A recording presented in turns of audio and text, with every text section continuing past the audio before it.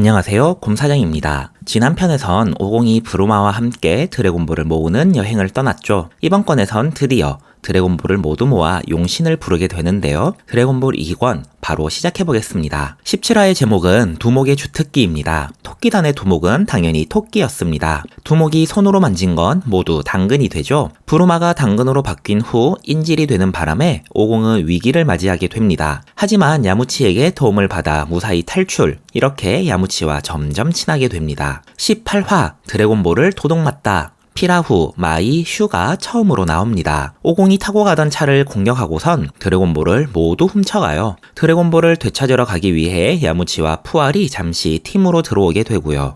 브루마의 드래곤볼 레이더로 피라우의 기지를 찾아가지만 모두 함정에 빠져버리고 말아요. 옛날에는 잘 몰랐는데 드래곤볼 레이더, 로봇을 만들고 커다란 기지도 가지고 있을 정도였다면 피라우 굉장히 똑똑하고 굉장히 부자였네요. 피라우 일당이 모두 나온 컷을 18화의 컷으로 잡아보았습니다. 19화의 제목은 마침내 용이 나타나다입니다. 굉장히 고정객으로 가득 찬 회차입니다. 오공이 가지고 있던 마지막 드래곤볼마저 피라우에게 빼앗겨버립니다. 용신이 나오기 일보 직전 갇혀있던 감옥은 너무나 튼튼해서 오공이나 야무치의 공격으로는 무너지지 않아요. 오공의 에네르기파로 아주 작은 구멍이 나고 그 구멍으로 오룡과 푸알이 빠져나갑니다. 그리고 마침내 용신이 소환되는 장면을 19화의 장면으로 꼽아보았습니다. 20화의 제목은 용신에게 소원을 입니다. 용신은 단 하나의 소원을 들어준다고 하죠. 피라오의 소원은 세계 정복이고요. 피라오에게 세계가 넘어가려는 그 순간 오룡은 기지를 발휘해 피라오보다 먼저 소원을 빕니다.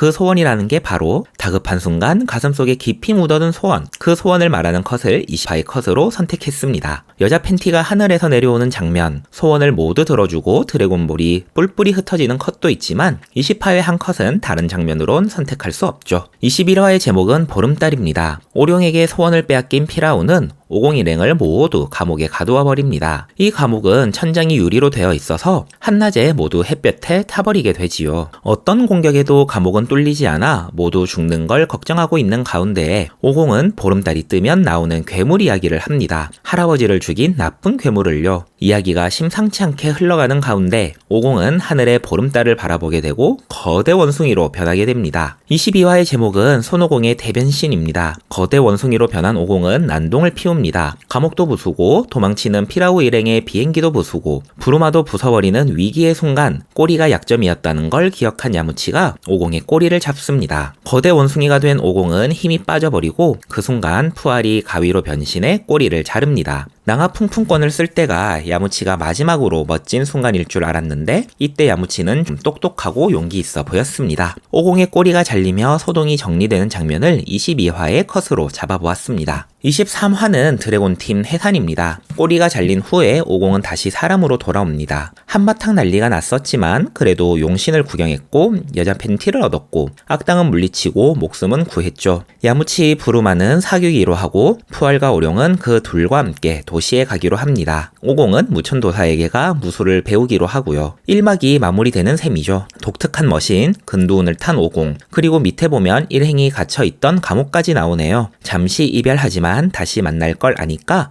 해맑을 수 있는 것도 참 좋았어요. 24화는 거북선인의 수업료입니다. 오공은 무술을 배우기 위해 무천도사에게 갑니다. 무천도사는 자기에게 무술을 배우고 싶으면 프리티거를 섬으로 데려오라고 하죠. 정말 시시껄렁하고 평온한 하루들이 이어집니다. 지금이라면 연재가 불가능할 내용들도 보여요. 천하제일 무술대회가 다음으로 나올 큰 이벤트인데 그때까진 좀 쉬어가는 느낌이 강합니다. 그래서 별 의미 없이 근두운을 탄 오공이 귀여운 장면을 24화의 컷으로 잡아보았습니다. 25화는 라이벌 등장입니다. 크리링이 처음 등장합니다. 무천도사의 소문을 듣고 수련을 받기 위해 오지요. 처음에는 좀 장꽤 많고 눈치를 잘 보는 캐릭터로 나옵니다. 오공에겐 모자란 상식도 많이 가지고 있고요. 호색한인 무천도사의 비위를 잘 맞추어 줍니다. 놀라운 점은 원래 대머리가 아니래요. 무술에 집중하기 위해 머리를 다 밀었다고 이야기합니다. 아무튼 크리링은 오공과 함께 프리티거를 찾으러 갑니다. 26화는 이상한 여자애가 제목입니다. 오공과 크리링은 프리티거를 찾으러 다니는 도중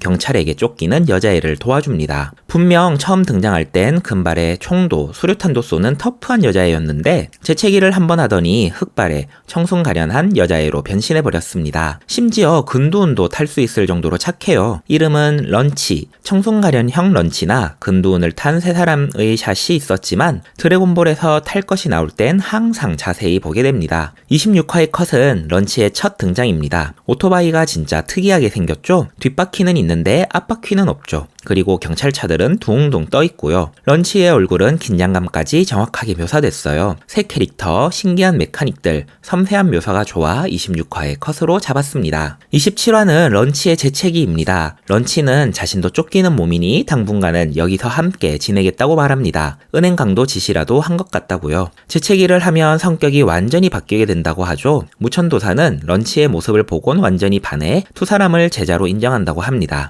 여전히 아슬아슬한 대사와 유머와 장면이 나오는 가운데 그나마 건전하고 평화로운 장면을 27화의 컷으로 잡아보았습니다. 28화는 수련 시작입니다. 드디어 본격적으로 수련을 시작합니다. 무천도사가 달리기를 시키며 두 수련생의 잠재력을 가늠해봅니다. 우선 100m 달리기를 시켜보는데요. 크리링이 10초 4, 오공이 8초 5, 무천도사가 5초 6으로 들어옵니다. 이미 인간의 기록은 아득하게 넘어갔지만 그래도 아직은 시계로 재어진다는 게 인간적이네요. 28화의 컷은 달리기를 하는 무천도사의 컷입니다. 오공이 달리기를 시작하는 컷도 정말 좋아요. 해맑은 표정이 사랑스럽습니다. 다만 무천도사의 초인적인 실력이나 오공 크리링이 깜짝 놀란 표정이 참 좋아서 28화의 컷은 이 장면을 골라보았습니다. 29화는 거북마크의 돌찾기입니다. 본격적인 훈련은 내일로 아직 하루가 가기 전에 마지막 테스트를 실행합니다. 거북 귀 한자가 써진 돌멩이를 먼저 찾아오는 것이죠. 오공이 엄청난 후각과 환경에 대한 뛰어난 적응력으로 돌멩이를 먼저 찾지만 크리링이 어리숙한 오공을 잘 속여넘겨 이 테스트에선 이기고 저녁밥을 얻어먹습니다. 좋아하는 컷이 진짜 많아요. 돌을 찾기 위해 절벽에서 뛰어내리는 오공의 동선이나 맹수와 공룡이 돌아다니는 정글, 크리링과 오룡의 추격전. 그래도 저 컷을 29화의 컷으로 뽑은 건 먼 배경이 보이는 세 사람의 모습이 좋아서입니다. 이 장면이 사실 드래곤볼이 원래 가려했던 느낌이었던 것 같아요. 30화는 우유 배달입니다. 무천도사가 본격적으로 제자들을 가르칩니다.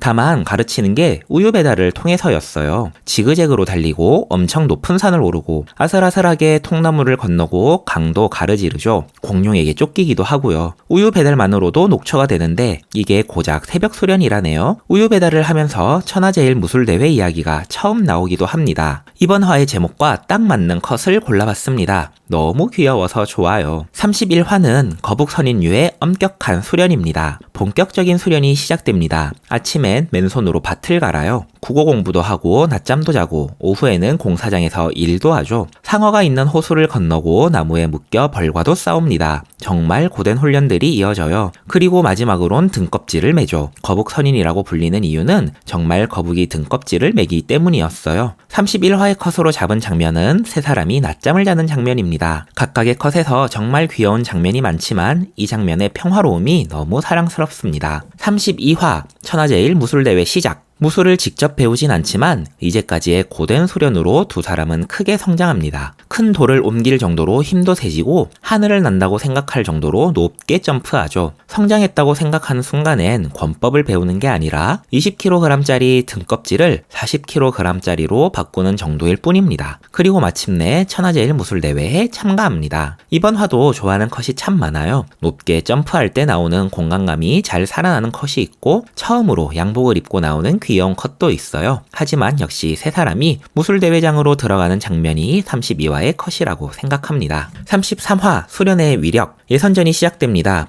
5년에 한 번 열리는 천하제일 무술대회. 이번엔 137명이 참가했는데 이 중에 8명이 본선에 진출하게 됩니다. 오공과 크리링의 첫 예선 경기도 그려지지만 33화의 컷으로 뽑은 건 역시 두 사람이 처음 도복을 입은 순간입니다. 무천도사는 제자들에게 거북선인의 도복을 주지요. 오렌지색에 파란색 매치라니 지금 봐도 하나도 촌스럽지 않은 색상 조합입니다. 여기까지가 소년편 2권입니다. 이제 3권부터는 본격적인 천하제일 무술대회가 진행됩니다.